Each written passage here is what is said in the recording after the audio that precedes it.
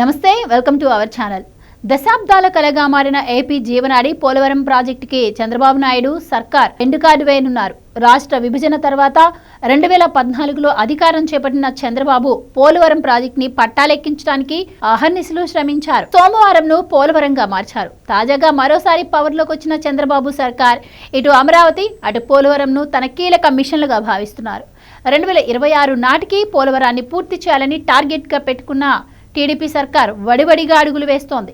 ఇక కొత్త సంవత్సరం ప్రారంభం రోజునే శుభవార్తను మోసుకొచ్చింది. ఏపీకి జీవనాడిగా పరిగణిస్తున్న పోలవరం ప్రాజెక్టులో కీలక నిర్మాణంగా భావిస్తున్న డయాఫ్రమ్ వాల్ నిర్మాణం ఈ నెల 2వ వారంలో ప్రారంభం కానుంది. డయాఫ్రమ్ వాల్ నిర్మాణం కోసం అవసరమైన అన్ని ఏర్పాట్లను ఇప్పటికే రెడీ చేసేశారు. వాస్తవానికి గురువారం నుంచే డయాఫ్రమ్ వాల్ పనులు ప్రారంభం కావాల్సి ఉంది.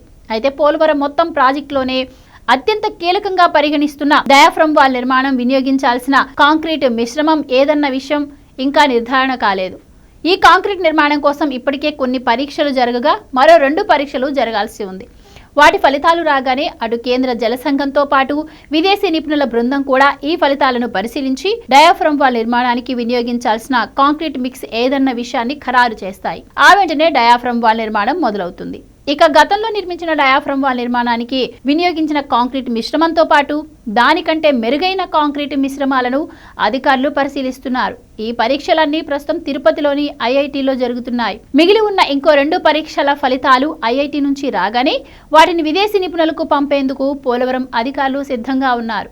విదేశీ నిపుణుల ఎంపిక చేసిన కాంక్రీట్ మిక్స్ ను కేంద్ర జల సంఘం ఆమోదిస్తే ఆ వెంటనే డయాఫ్రమ్ వాల్ నిర్మాణ పనులు ప్రారంభమవుతాయి. ఇక డయాఫ్రమ్ వాల్ నిర్మాణ పనులు మొదలు కాగానే ఆ పనులు ఫాస్ట్ గా సాగేందుకు అవసరమైన ఏర్పాట్లు ఇప్పటికే పూర్తయ్యాయి. ఒక్కసారి పనులు ప్రారంభమైతే ప్రభుత్వం నిర్దేశించినట్లుగా 2026 డిసెంబర్ నాటికి డయాఫ్రమ్ వాల్ నిర్మాణాన్ని పూర్తి చేసే దిశగా ఈ ఏర్పాట్లన్నీ భారీగా జరిగాయి.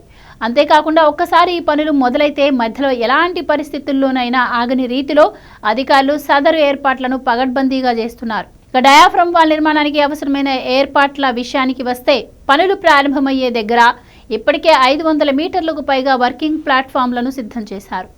దీనిపై అవసరమైన మేరకు యంత్రాలను కూడా ఏర్పాటు చేశారు. ఇక గైడ్ వాల్ పనులు 400 మీటర్ల మేర పూర్తయ్యాయి. ఇప్పటికే ట్రెంచీ కట్టర్ను ఏర్పాటు చేసిన అధికారులు డీశాండింగ్ ప్లాంట్ను ప్రాజెక్టు వద్దకు చేర్చేశారు. బెంటినైట్ మిశ్రమం కలిపే మిక్సింగ్ యూనిట్లతో పాటు స్లర్రీ ట్యాంకులు కూడా ప్రాజెక్టు వద్దకు ఇప్పటికే చేరిపోయాయి. క్రేన్లు, పంపులు, బ్యాచింగ్ ప్లాంట్లతో పాటుగా స్థానికంగా కాంక్రీట్ మిక్సింగ్ ను పరీక్షించే ల్యాబ్లను కూడా అధికారులు ఇప్పటికే ఏర్పాటు చేశారు. ఇక కాంక్రీట్ మిశ్రమం పోశాక ప్రతి వారానికి 15 రోజులకు పరీక్షలు నిర్వహించే ల్యాబ్ పనులు యుద్ధ ప్రాతిపదికన జరుగుతున్నాయి. తిరుపతి ఐఐటీ నుంచి రిపోర్టులు రాగానే ఈ నెల 5 తర్వాత విదేశీ నిపుణులు, కేంద్ర జల సంఘం, స్థానిక అధికారుల సమావేశం ముగిసిన మరుక్షణమే డయాఫ్రమ్ వాల్ పనులు మొదలు కానున్నాయి.